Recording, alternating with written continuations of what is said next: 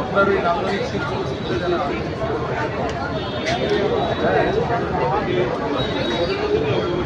বাঁকুড়া থেকে নান্দনিক শিল্প গোষ্ঠী এসেছে আমাদের নন্দন চত্বরে যে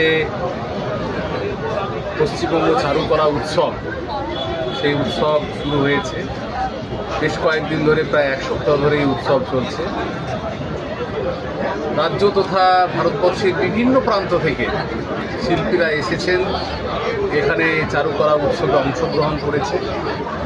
স্বাভাবিকভাবে বাঁকুড়া জেলা থেকে এই নান্দনিক শিল্প গোষ্ঠী আজকে যে এখানে তাদের শিল্পত্ব প্রদর্শন করতে পেরেছে, আমরা অত্যন্ত আনন্দিত, গর্বিত, আপ্লুত যে এই যে একাধিক শিল্পের ভাণ্ডার, তথ্যচিত্র থেকে শুরু করে স্কাল্পচার থেকে শুরু করে সব কিছুই এখানে রয়েছে।